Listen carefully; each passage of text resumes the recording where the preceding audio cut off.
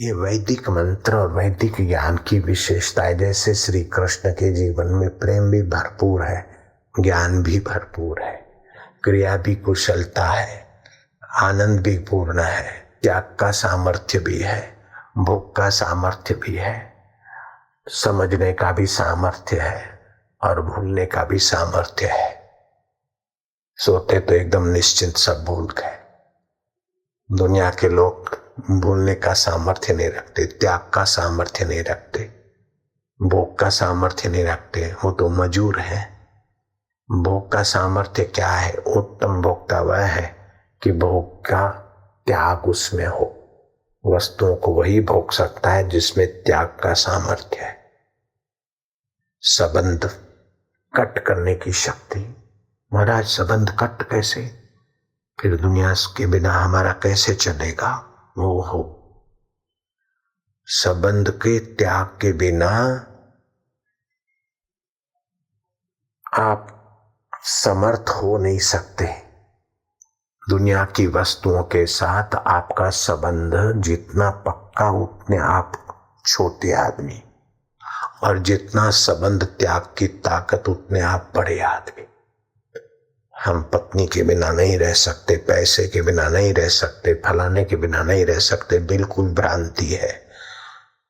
तुम त्याग के बिना नहीं रह सकते हो। रात में सभी का त्याग करते हो, भूल जाते हो, संबंध तोड़ते हो, तब सुबह फ्रेश हो जाते हो। बचपन का त्याग कर दिया तुमने। अगर बचपन का त्याग नहीं होता तो जवानी का मजा नहीं आता।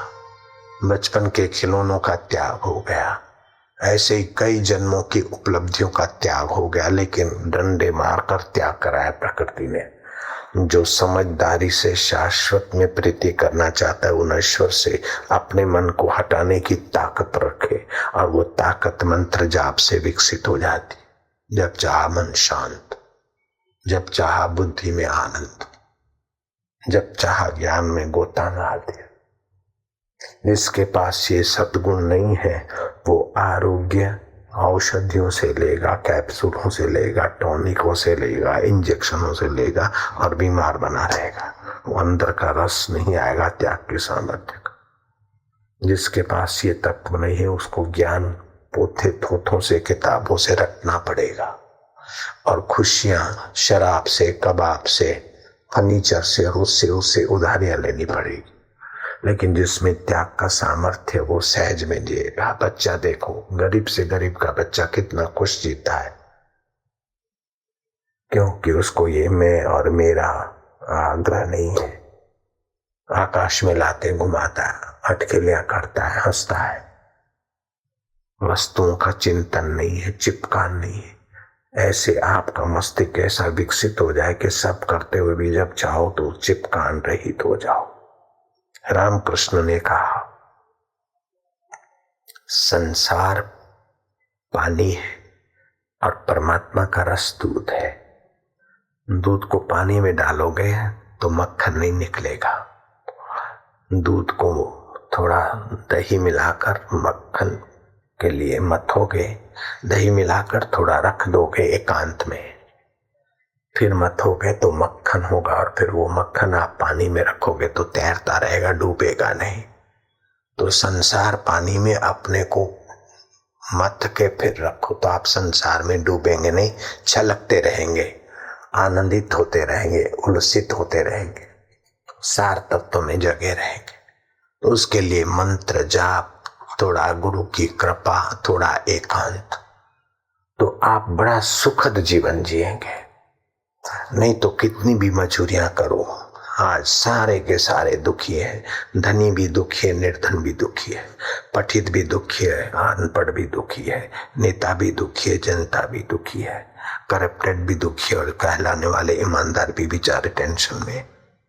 जीवन जीने का ढंग भूल गए हम लोग, सोच का तरीका बदल गया, बस इच्छाओं के गुलाम बन गए, और जो मिला उसको उसमें अपन को फंसा दिया। भगवान कहते हैं ऐसा नहीं, ऐसा ना करो। तमेव शरणम गच्छ सर्वभावेन भारत। सब भाव से, सबको भूलकर मुझ में शांत होना सीखो। तो ये प्रणव का मंत्र, वैदिक मंत्र तुम्हें तुरंत परमात्मा शांति में ले आने का सामर्थ्य रखता है।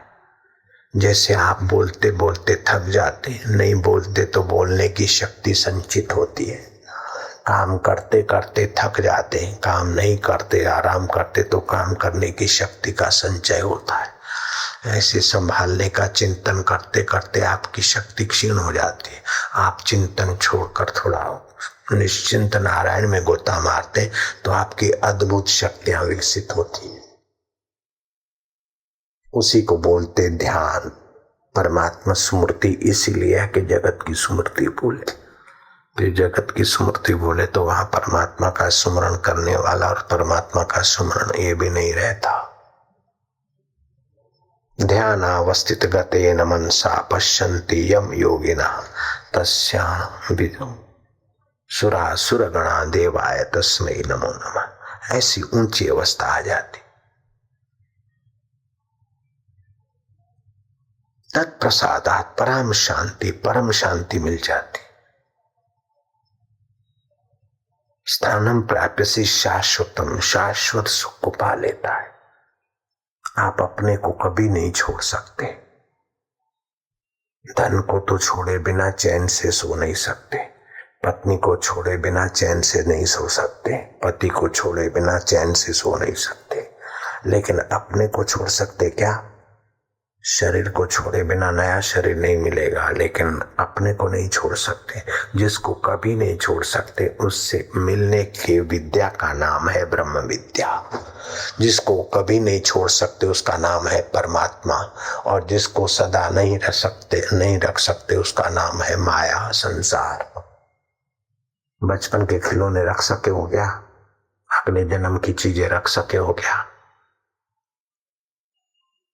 6 दिन पहले जो खाया वो भोजन रख सके हो क्या? वैसे का वैसा सब बदलता जाता है। 3 चीजें होती है। एक होता है सत्य जो सदा रहता है, एक रस। दूसरा होता है असत्य जो पहले नहीं था, अभी नहीं रहेगा, बाद में नहीं। जैसे मनुष्य के सींग। दुकान वाले को बोलो तो क्या बोलेगा? अभी स्टॉक खत्म हो गया, फिर आएगा माल। नहीं, पहले भी नहीं था, अभी भी नहीं, बाद में भी नहीं है। उसको बोलते असत्य।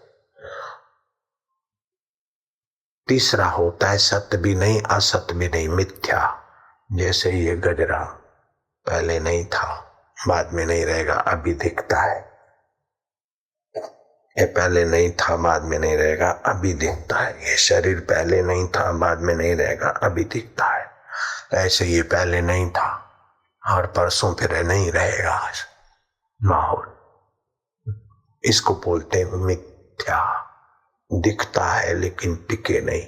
तो मिथ्या को मिथ्या समझे और सत्य से प्रीति कर ले। उसके दोनों हाथ में लड्डू, दोनों मस्तकों की क्रिया की, भाव की, प्रेम की, सफलता की लहरियां उसके जीवन में लहराती रहेगी।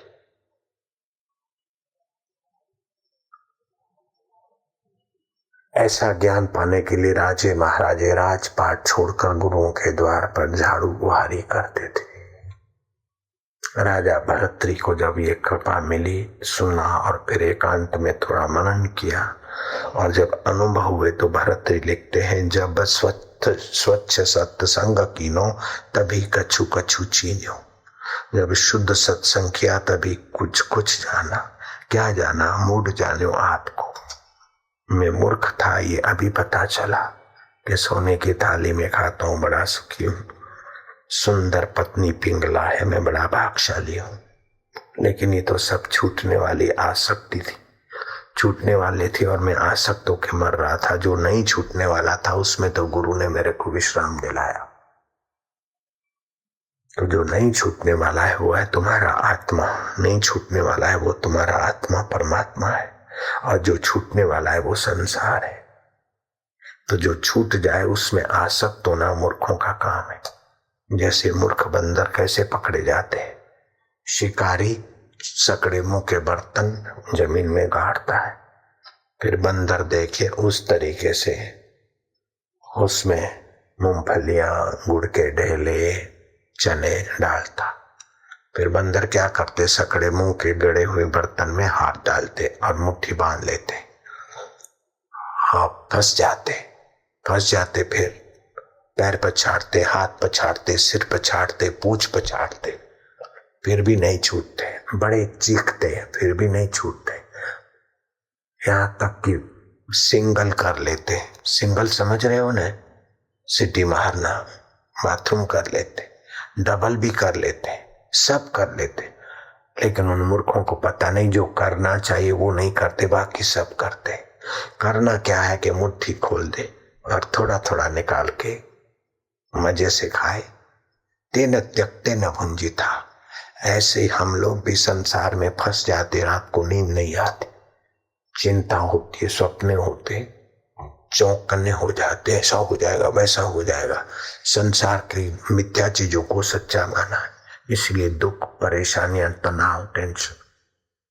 एक आदमी दुबई से आया, पुष्कर में शिविर थी, 2-3 दिन शिविर में रहा और मेरे से मुलाकात करने के लिए उसने बहुत सारे प्रयत्न किए। 1.5 दिन घूमता रहा, इससे उससे करते हुए मेरे तक पहुंच गया और मैंने बोला क्या चाहते हो? बोले बस आशीर्वाद, बहुत दुखी हूं। मैं क्या बात है? काम धंधा तो है, कितना मिलता है? बोले 70,000 रुपया महीने का मिलता है। क्या बात है, क्या दुख है? बोले बेटी हो गई 11 साल की, उसकी शादी की चिंता है, 70,000 से क्या पूरा होगा? अब 11 साल की है, 18 की होगी तब, अभी से तू भावात्मक तनाव में मर रहा है। काहू डोलत प्राणिया राखे को सर्जनहार। मेरो चिंत्यो होत नहीं, हरि को चिंत्यो हो, हरि चिंत्यो हरि करे तू रहे निश्चिंत। छोरी 18 साल की हो गई, अब जब होगा उसका लेना देना चट से हो जाएगा। तू प्रयत्न कर लेकिन चिंता मत कर। आदमी चिंता कर लेता है, मिथ्या है जो बदलने वाला है, जो अपने आप होता रहता है, उसकी तो चिंता करता है। और जिसका चिंतन करना चाहिए सत्य क्या है, उसके तरफ नजर नहीं जाती। वे लोग अभागे हैं जिनको सत्संग में रुचि नहीं, सत्संग नहीं मिलता। जिनके जीवन में सत्संग नहीं, उनका खान पान चिंतन पशु जैसा हो जाता है, उनका भोजन पिशाच भोजन हो जाता है। शास्त्रों में लिखा है कि खड़े खड़े भोजन ये पिशाच भोजन है, जिसको आज बॉफे पार्टी बोलते। अमेरिका में धन और सुविधाएं बहुत है, लेकिन तुम्हारे से बहुत ज्यादा दुखी है। स्विट्जरलैंड में भी अशांति बहुत है।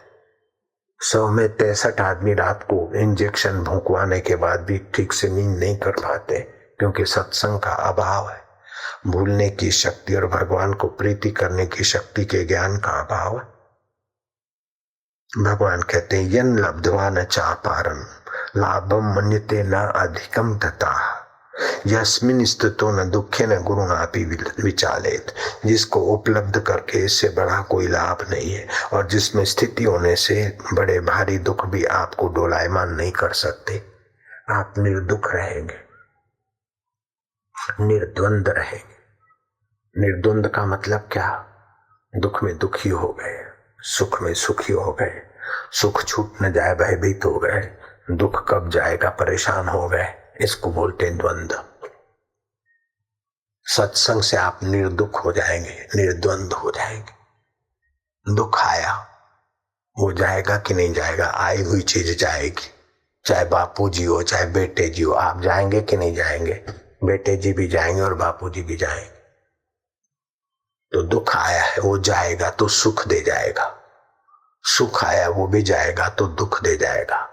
जो सुख दुख दे के जाए उसको चिपक के मरने की क्या जरूरत है? उसका मुट्ठी बांधने की क्या जरूरत है? उसका उपयोग करते जाओ। और जो दुख जाएगा सुख दे जाएगा, उससे दब मरने की क्या बात है? दुख आया है तो देखते हैं, अच्छा बेटा।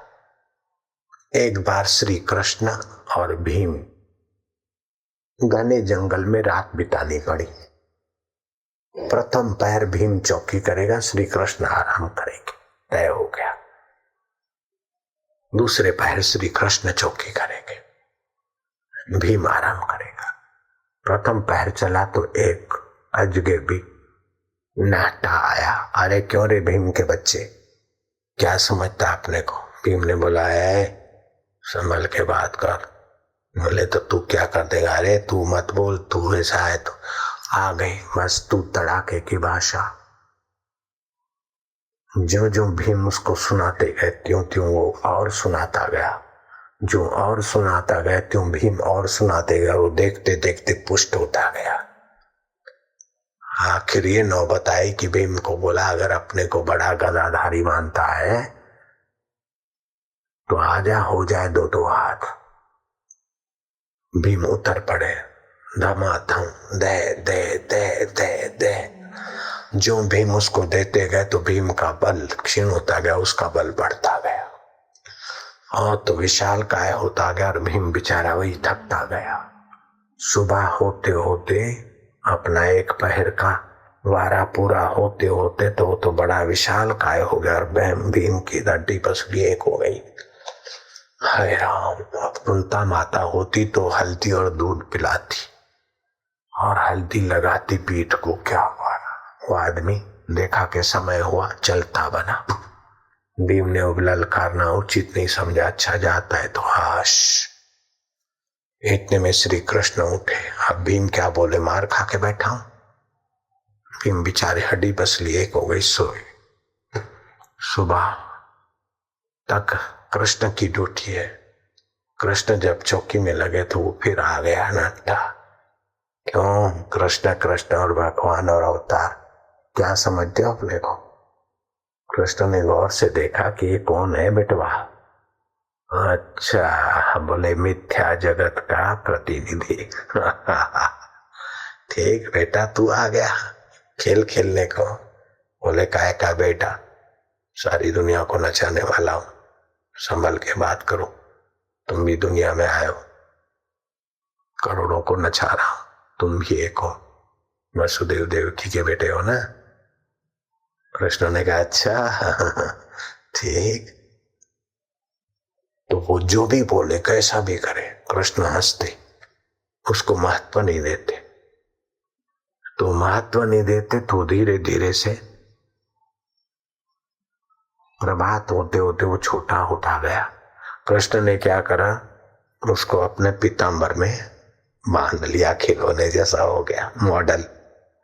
जैसे आर्किटेक्ट का मॉडल होता है ना, बड़ी बिल्डिंग का, इतना सा कागज जेब में डाल दे। कृष्ण ने पीतांबर में रख दिया उसको। सुबह हुआ, सूरज उदय हो रहा है। भीम सूरज उगते समय जो सोते हैं उनका आयु और प्रसन्नता कम हो जाती है। भीम, सूरज उगने के पहले उठना चाहिए। उस समय हवामान में ऋषियों की कृपा होती है, ओजोन गैस होता है, ऋणात्मक आयन होते, चंद्रमा की चांदनी लुप्त हुई और सूरज का प्रकाश नहीं आया। उस समय प्राणायाम करना, जप ध्यान करना, ऋणात्मक आयन होते, घन ऊर्जा होती, बड़ी शक्ति होती उस समय। आप लोग फायदा उठाना, मंत्र जपने वाले, बड़ा लाभ होगा। भीम, अमृत वेला बीत गई, सूरज उगने को है, उठो।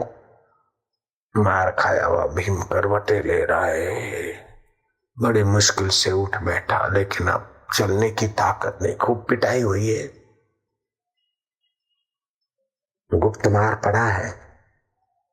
भीम, क्या हाल है? बोले केशव, लज्जा आती है बोलने में, बता दो। बोले एक नाटा सा आया, तू तड़ाका बोलने लगा, मैं उसको जरा सुनाया तो भिड़ गए, हमने बहुत मार खाई केशव, किसी को बताना नहीं, बड़ी बुरी हालत हो गई। वो कैसा था? बोले पहले तो छोटा सा था, फिर जो हम सुनाते गए उसको ठोकते गए, वो हमको तो वो पुष्ट होता गया, हमारी बराबरी का हो गया, देखते देख के हमको भी नन्हा बना दे, इतना विशाल हो गया। केशव मुस्कुराया, बोले कृष्ण तुमको हंसी आती, लेकिन वो जबरदस्त था, बड़ा दुष्ट था, बड़ा विचित्र था। केशव ने कहा, पीतांबर से खोला, बोले यही तो था? बोले हाँ केशव, ये तो फिर एकदम बबलू बन गया है, क्या बात है, यही तो था। क्यों बे? भीम बोलता है, भीम आप छोड़ इसको, यही तो था ना? बोले हाँ। केशव ये क्या है? बोले ये मिथ्या जगत है। जितना उसका चिंतन करते हो, जितना उससे भिड़ते हो, तुम्हारी शक्ति नाश होती है और इसकी शक्ति से तुम तब मरते हो। जितना तुम नारायण के चिंतन में खुश रहते हो, उतना जगत बबलू हो जाता है और तुम महान हो जाते हो। ये जगत का मॉडल है। तो मंत्र, गुरु मंत्र आपको निश्चिंत होने की विद्या देता है। नींद में आप निश्चिंत नहीं होते, मूर्छित हो जाते हैं। जागृत में आप निश्चिंत नहीं होते, सचिंतन में चले जाते। स्वप्ने में आप निश्चिंत नहीं होते, हिता नाम की नाड़ी में आप खो जाते हैं। अच्छा भी देखते, बुरा भी देखते, लेकिन समय बर्बाद होता है। मंत्र जाप आपको निश्चिंत नारायण में विश्रांति देगा। भगवान श्री कृष्ण सुबह उठकर निश्चिंत ध्यान में जप करते जाते और निश्चिंत तक तुम्हें प्राणायाम करते थे। श्री कृष्ण प्राणायाम करते थे, भगवान राम और भगवान राम के गुरु मेरे गुरुदेव भी करते थे, मैं भी करता हूं। तो क्या आप मेरे गुरु से बड़े हैं क्या? आपको जरूरत नहीं प्राणायाम की। राम जी से और कृष्ण से बड़े हैं क्या आप लोग? आप प्राणायाम का फायदा उठाइए, गुरु मंत्र जप का फायदा उठाइए और आपकी 15 शक्तियों को, दिव्य शक्तियों को जगाइए। नाम जपत मंगल दिशा दशाओं। प्राणायाम करने से आप ध्यान दे के सुनना, दुनिया के सब डॉक्टर, सब औषधियां, सब इंजेक्शन, सब टॉनिक मिलकर आपको इतना स्वस्थ नहीं कर सकती जितना आप प्राणायाम विधिवत करो और आपके स्वास्थ्य की रक्षा हो जाएगी। कोई भी बीमार व्यक्ति हो, किसी भी प्रकार की बीमारी हो, आप अमुक प्राणायाम जो सुबह बताएंगे मंत्र दीक्षा के समय, अमुक प्राणायाम सीख लो, बीमारी की जड़ें कमजोर हो जाएगी। आप सब लोग तो मंत्र दीक्षा नहीं लेंगे, कईयों ने ले रखी है, इसलिए बता देता हूं। दाहिने नथुने से श्वास लिया शुद्ध हवामान में, घी का दिया, नहीं तो सरसों तेल का दिया। आजकल गाय के घी की पैकिंग चल पड़ी है, सारा नकली। इससे सरसों का दिया जला दिया। शुद्ध हवामान में आपने दाएं नथुने से श्वास लिया, पेट को अंदर, शौच जाने की गुदा को सकोड़ लिया। जैसे घोड़ा अपनी योनि सकोड़ लेता है लीद छोड़ने के बाद, ऐसे गुदा को सकोड़ के रखा। दाएं नथुने से श्वास लिया, बायां बंद किया, लिया लिया लिया, जितनी ताकत है श्वास लिया, फिर श्वास को रोक के रखा। आधा मिनट से पौना मिनट तक श्वास आपने रोक दिया, फिर बाएं नथुने से आपने धीरे धीरे श्वास छोड़ा। समझो 15 सेकंड में लिया, 50 सेकंड रोका, तो 20-25 सेकंड में आपने छोड़ा। फिर छोड़ा तो बाहर छोड़ा, कुछ सेकंड तक रोके रखा। बीमारी के कण खिंच के जठरा में आएंगे और भस्म हो जाएंगे। फिर श्वास लिया लिया लिया, खूब लिया, रोका और दाहे से छोड़ा। एक प्राणायाम हुआ। ऐसे आपने 7 प्राणायाम किए। समझ में आ रहा है? आपका स्वास्थ्य की रक्षा होगी, आपके पापों का शमन होगा, आपका मन बुद्धि पवित्र होने लगेगा। फिर क्या करूं? आपने दोनों नथुनों से श्वास लिया, खूब लिया, 1 मिनट तक रोका। नहीं तो शुरू में आपने 30-40 सेकंड रोका, फिर धीरे धीरे रोकने का समय बढ़ाया। फिर आप दायां नथुना बंद करके बाहें से श्वास धीरे धीरे छोड़ा, फिर से लिया। ऐसा 5 बार किया। 7 और 5 12, 1 डजन प्राणायाम हो गए। भले पहले आप 4 और 3 7 से शुरू करो, फिर धीरे धीरे 8, 9, 10, 11, 12 तक पहुंचो, बहुत हो गया।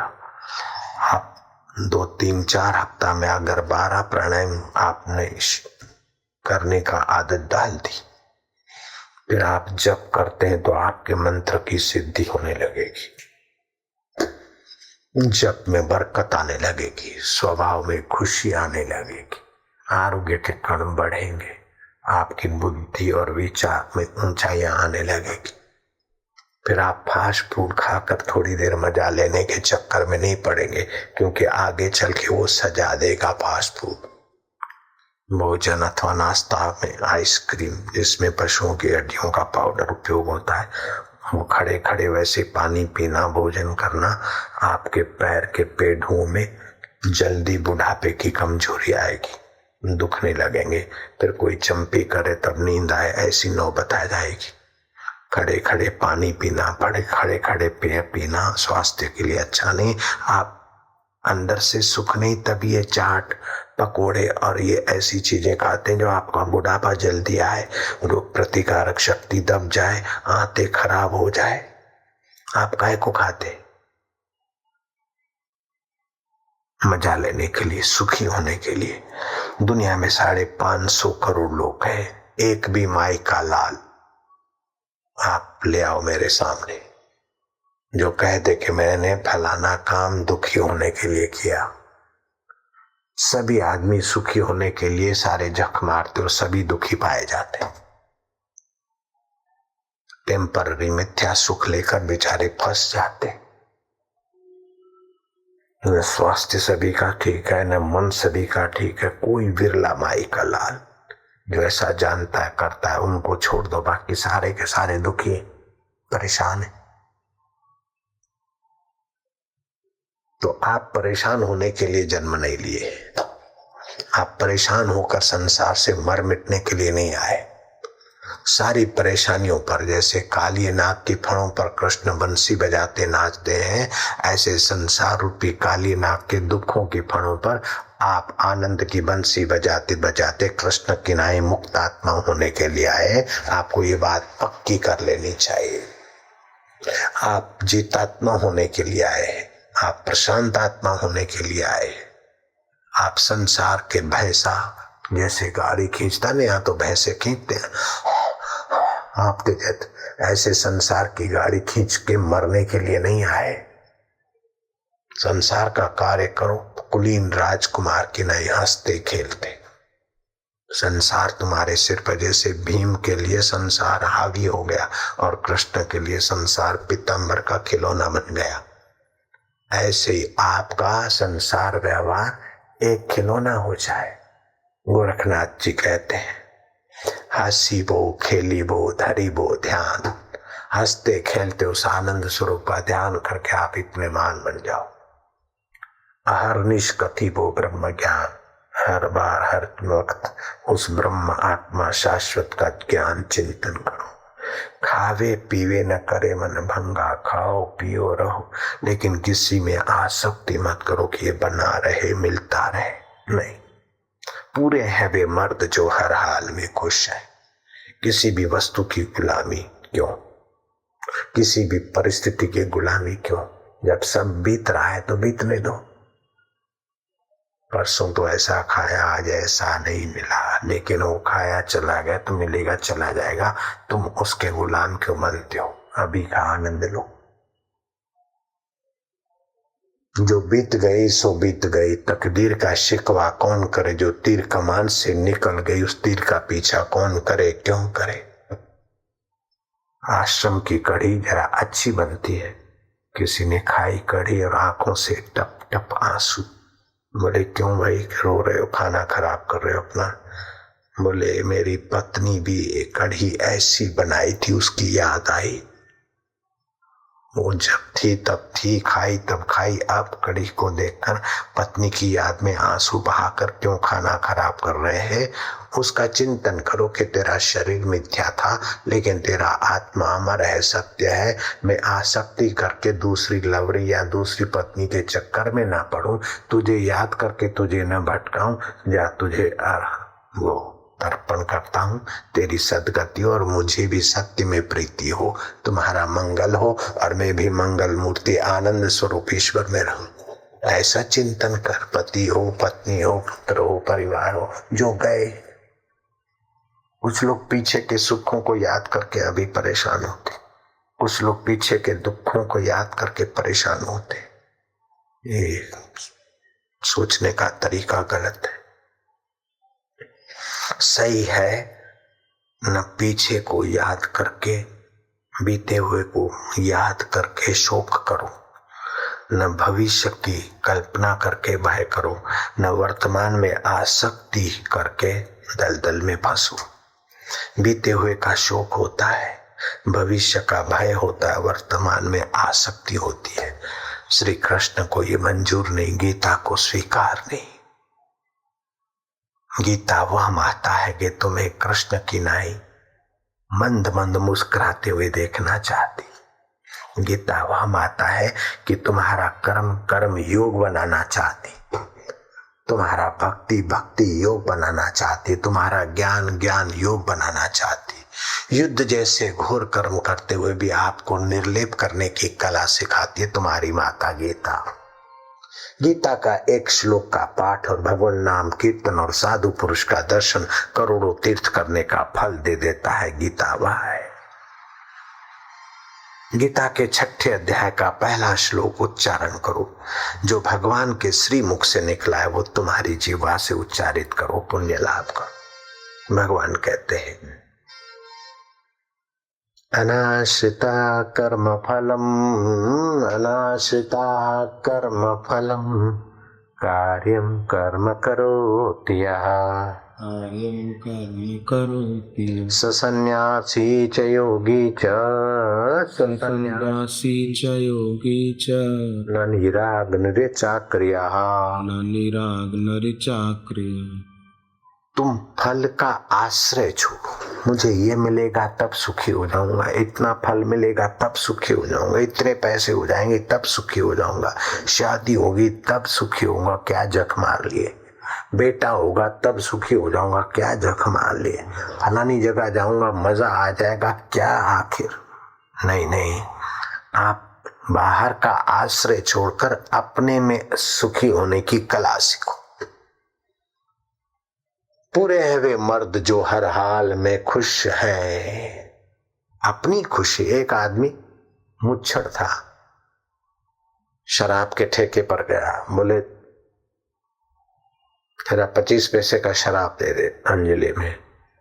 ठेकेदार ने कहा क्यों 25 पैसा खून करता है अंजलि में? बोले बस एक छोटी सी चम्मच रख दे यार।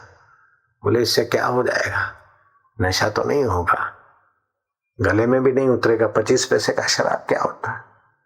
बोले यार नशा थोड़े करना है, नशा तो अपना होता है। मैं तो मूंछों को लगा के जाऊंगा, शराबी दोस्तों को बताऊंगा कि मैं पी के आया हूं।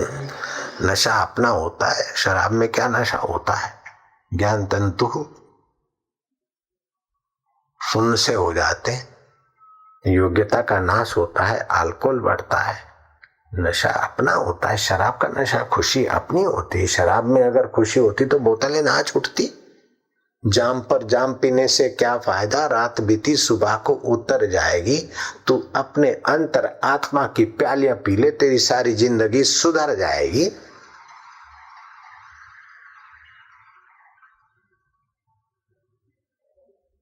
फूलीबाई हो गई जोधपुर के पास छोटे से गांव में।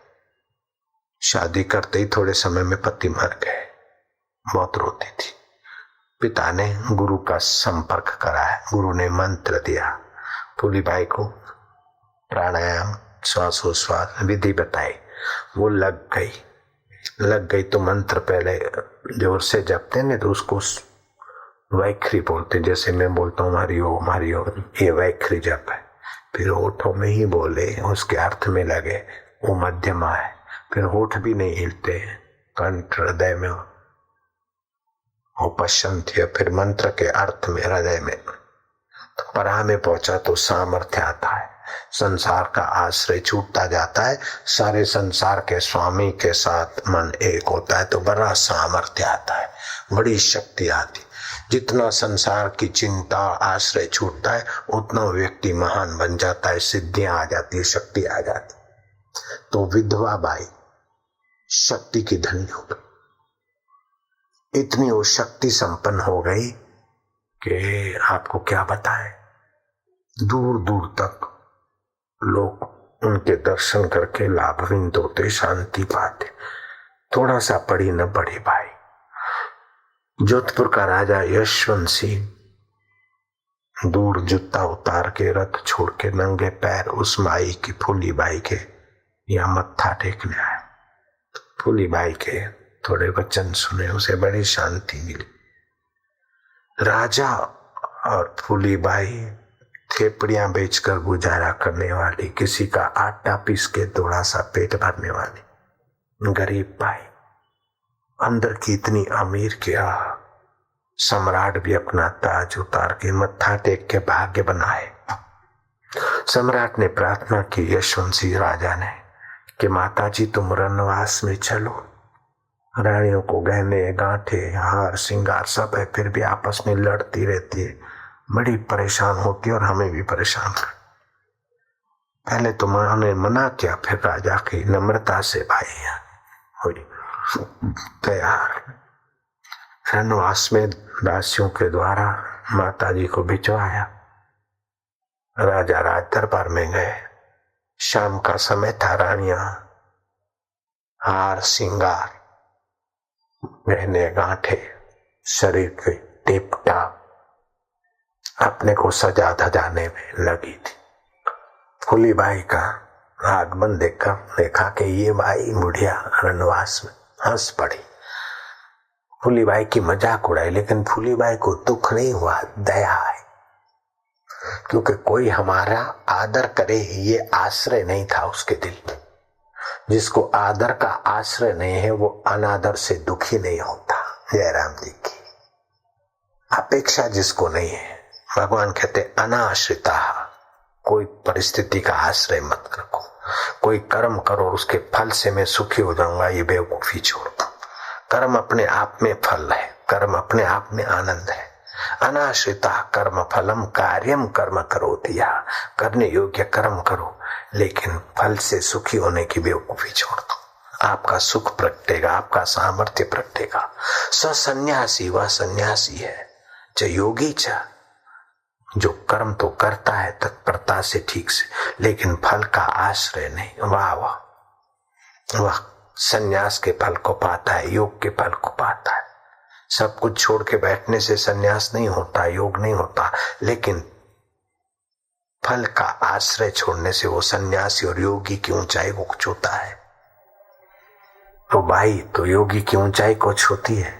सुखदेव जी का आदर करते हैं परीक्षित, सुवर्ण के आसन पर बिठाते। सुखदेव जी हर्षित नहीं होते, लेकिन थोड़ी देर पहले सुखदेव जी आ रहे हैं, लोग ओ आपके शुक्रताल मुजफ्फरनगर के पास गंगा किनारे शुक्रताल, ये कथा सुनाने को सुखदेव जी आ रहे हैं और मूर्ख लोगों ने उनकी मजाक उड़ाई। सुखदेव जी के चित्त में दुख नहीं हो रहा है, क्योंकि वाहवाही का आश्रय नहीं है तो निंदा का दुख नहीं होता।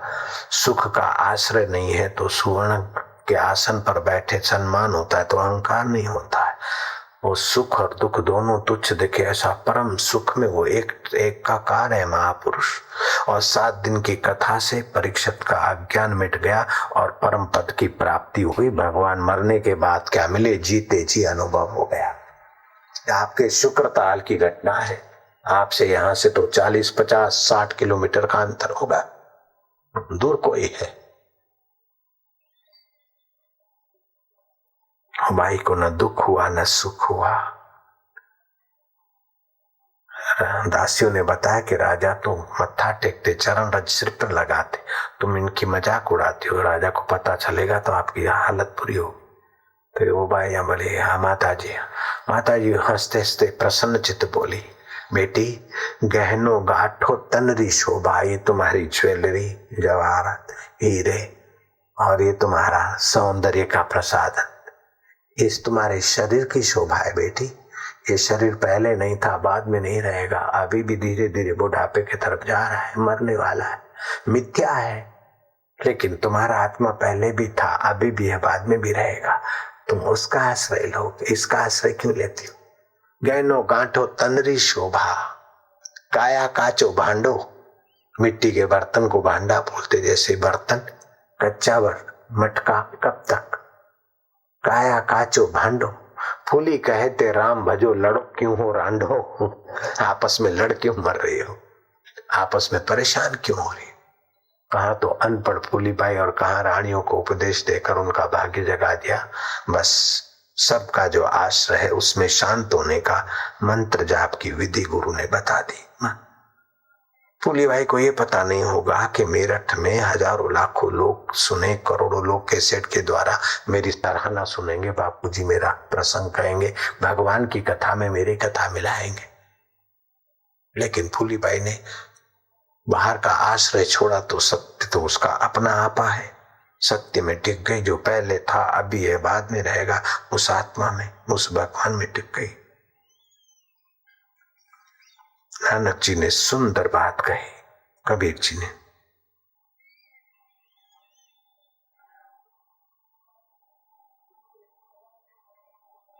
बिन सतगुरु इतना दुख पाया, वैद्य मिला नहीं इस तन का रे। बिना सतगुरु के इतने जन्मों तक हमने दुख पाया, बिन सतगुरु इतना दुख पाया, वैद्य मिला नहीं इस तन का रे। मात पिता बंधु सुत तेरी यात्रिया मना पत्नी, कई जन्मों में मिली। मात पिता बंधु सुत तेरिया, संग नहीं कोई जाई सकारे। जब लग जीवे गुरु गुण लेगा, जब लग जीवे गुरु गुण लेगा, धन जोबन है दिन 10 कारे। कहे कबीर सुनो भाई साधो, नख सीखा नख सिकपुर रहा विषकारे। नख से शिखा तक, शिखा से नख तक। शरीर में क्या भरा है? 2 हड्डियां खड़ी, कुछ हड्डियां, मांस, नसें, मल, मूत्र, विष्ठा। नाक से लींट निकलती है, जीभ से थूक मुंह से निकलती है, सुबह बदबू आती है मुंह से मरे हुए बैक्टीरिया। कान से खुरेद निकलता है, आंख से कीचड़ निकलती है, शरीर से पसीना और बदबू निकलती है, और नीचे के 2 पंपों से मल मूत्र निकलता है। क्या है इस शरीर में? शरीर मिथ्या, लेकिन जिसकी सत्ता से ये सुंदर सुहावना लग रहा है वो सत्य है। उसको प्रीति कराने वाले सतगुरु की शरण जा बेटे। मात पिता बंधु सुत तिरिया, संग नहीं कोई जाई सके रे। बिन सतगुरु इतना दुख पाया, वैद्य मिला नहीं इस तन का रे। इस तन के जन्म जन्म के रोग को मिटाने वाला वैद्य नहीं मिला, तब तक जीव अभागा है।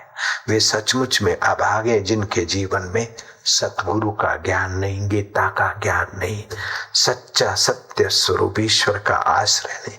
वे सचमुच कमजोर बुज़दिल है जो दुनिया की चीजों का आश्रय ले रहे। ऐसे लोगों को ही हार्ट अटैक हुआ करते, ऐसे लोग ही परेशानी से दब मरते। सतगुरु बादल प्रेम के हम पर बरस्यो आए, सतगुरु बादल प्रेम के हम पर बरस्यो आए। अंतर भीजी आत्मा हरि वही बन रहा है। मन बुद्धि चित्त अंतःकरण हरा भरा हो गया, सुखमय हो गया। सतगुरु रूपी बादल बरसे तो प्रेम और काम में फर्क है। काम अंदर से बाहर ले आता है, थकाता है, और प्रेम बाहर से अंदर ले आता है, बिचाता है और सामर्थ्य देता है।